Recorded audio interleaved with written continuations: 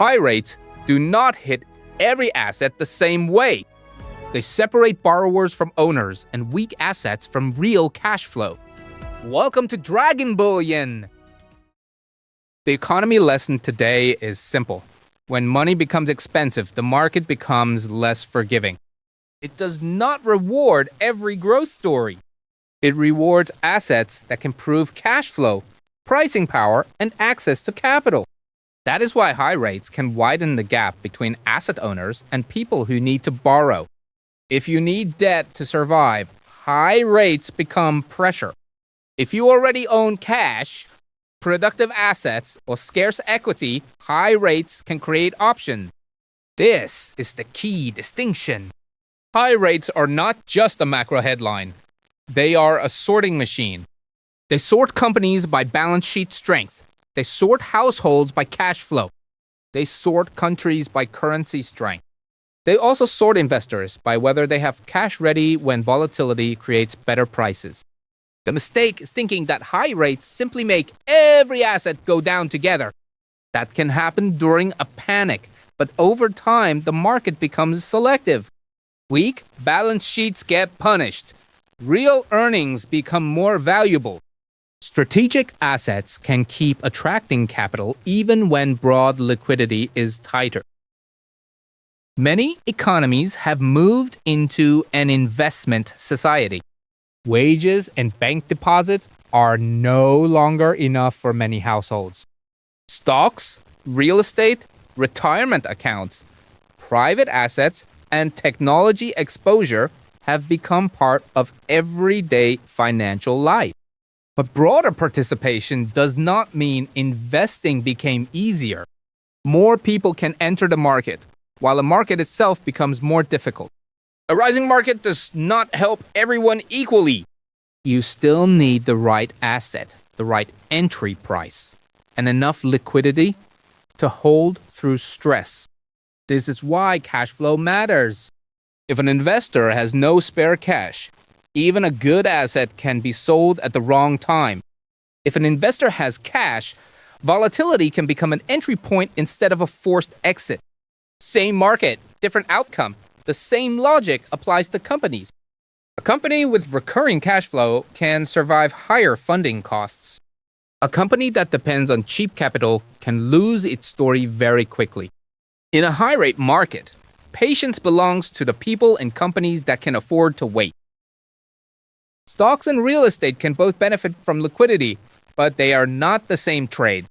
Real estate often depends on location, replacement cost, credit access, and local policy.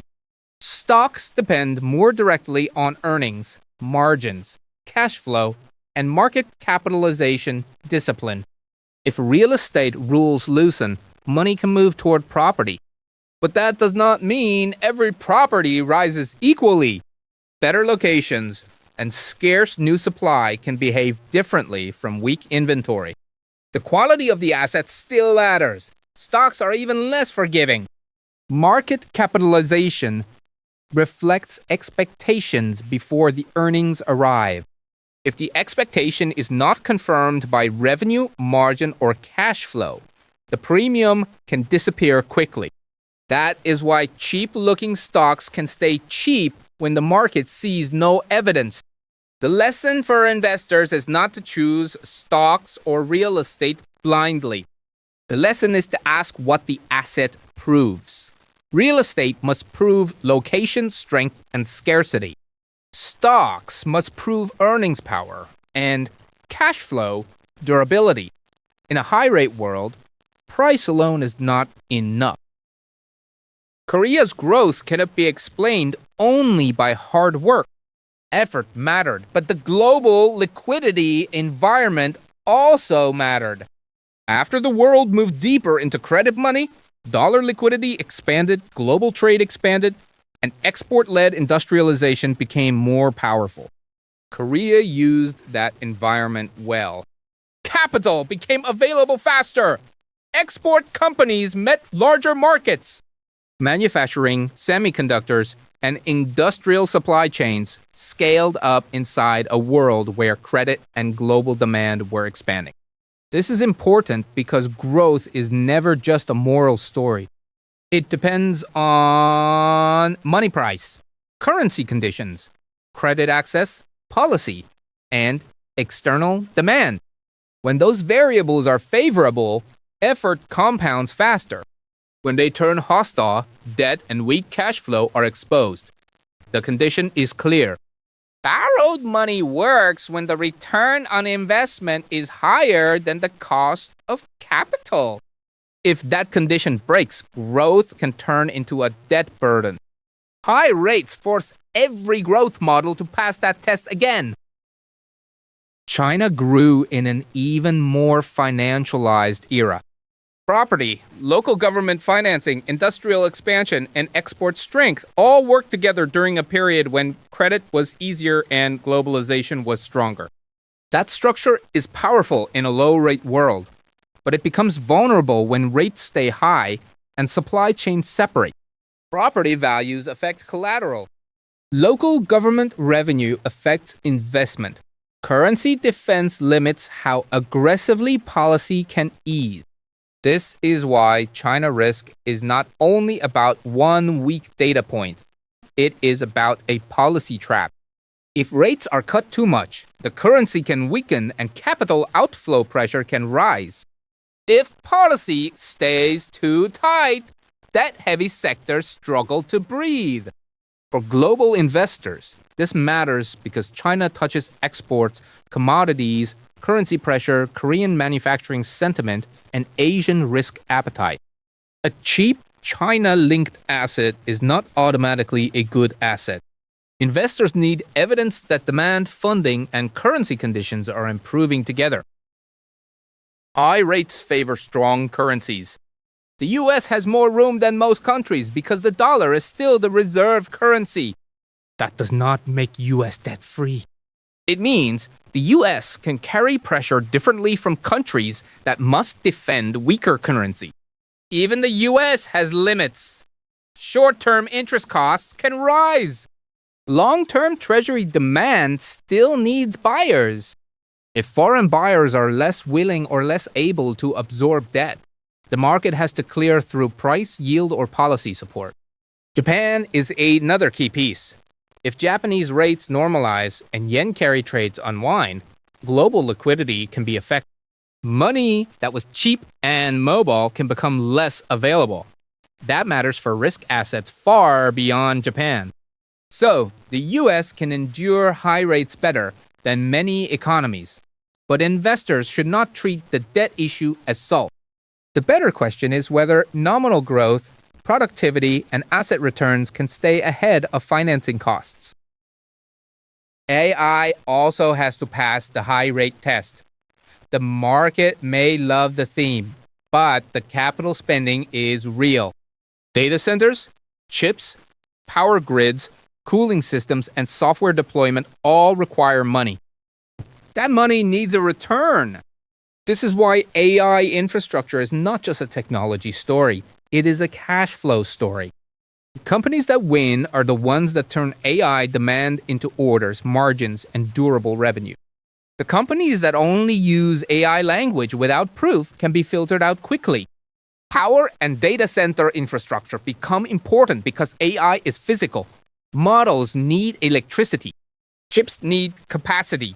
Robots and automated systems need a grid that can support them. If the AI build-out succeeds, the next bottleneck may be power availability, not another presentation about artificial intelligence. But timing matters. Do not buy every power grid or software story just because it sounds like the next stage. Watch capital expenditure, grid upgrades, equipment orders, data center permits, and actual margin improvement. The theme becomes investable when the orders become visible. High rates can make the investment ladder narrower. In an easy money market, capital often rotates broadly. Leaders rise, then laggards catch up. Small caps, weak cyclicals, and cheap value names can get a turn. In a high rate and strategically driven market, that rotation can be weaker.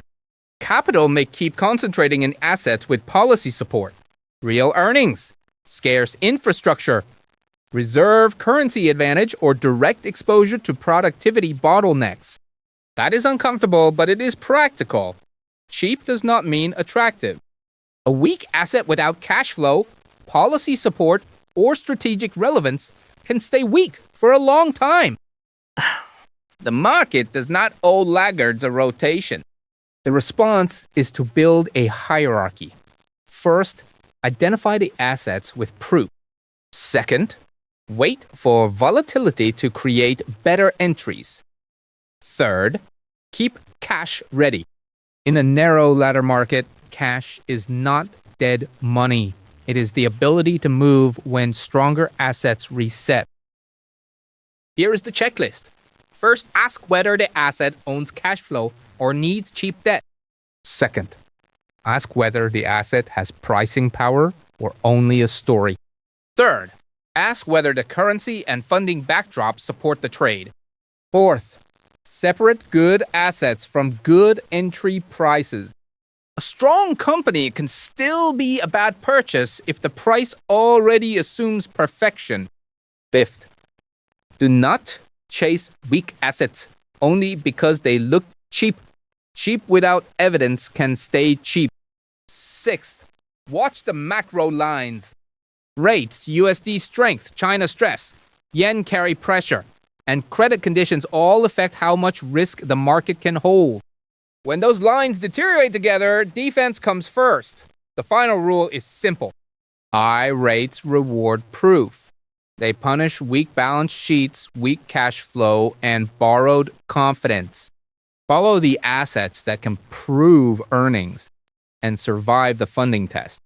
Keep cash for resets and let evidence decide the size of the position. The conclusion is this. High rates do not crush every asset equally. They expose weak assets and make strong assets more visible. Asset owners, cash-rich investors, reserve currency economies, and companies with real cash flow can gain options. Borrowers, weak balance sheets, and story-only assets lose patience from the market. So watch the structure. Rates, currency, cash flow, market capitalization, and funding access matter more than the headline theme. In this environment, the future must turn into measurable demand, defensible margins, and real cash flow before it deserves serious size.